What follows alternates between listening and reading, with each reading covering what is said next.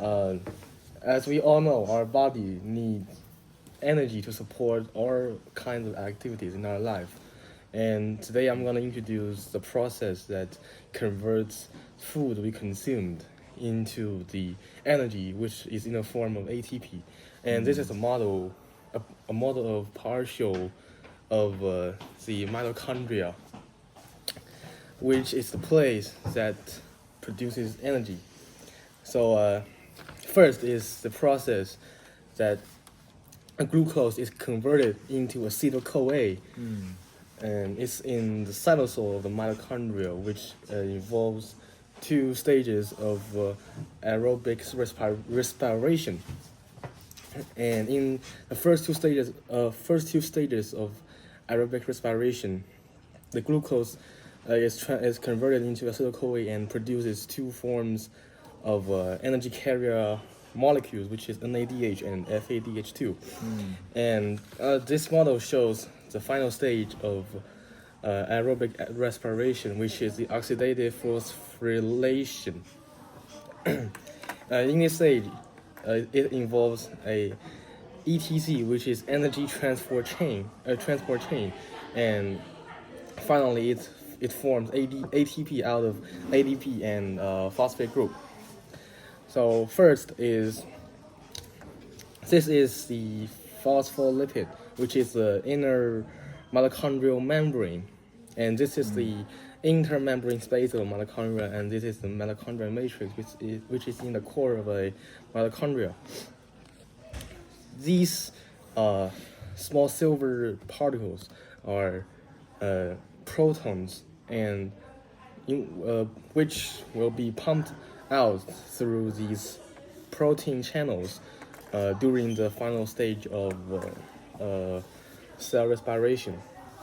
So the whole process acts like this. When the energy carrier proteins molecules NADH and FADH2 reach the final stage of cellular respiration, they will release they'll release electron, which is this yellow sphere. And once the electron is released, the protons inside the mitochondrial matrix will be pumped out. So this will go through this small protein channel to the intermembrane space. Wow. It acts like this, and for the electron transport chain, it has five proteins. So there are four channels that a proton can go through the inner mitochondrial membrane to the intermembrane space. Yes. And finally, when some of the protons reached the intermembrane space, oh, never mind.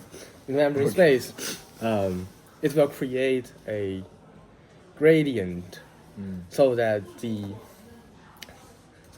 these protons can come back into the mitochondrial matrix through ATP synthesis, and this ATP synthesis is where the ADP and phosphate group is converted into ADP, because the protons that is brought back from the intermembrane space, and in the end, these electrons went down through the electron transport chain and helped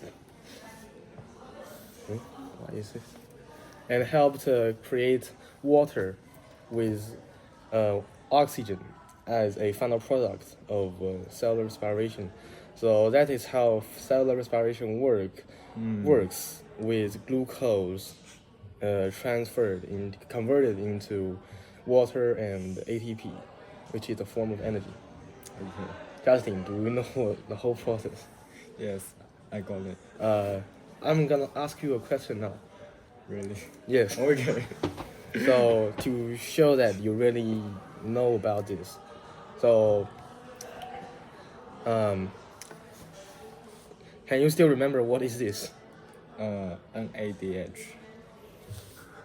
No, in fact, it's an electron.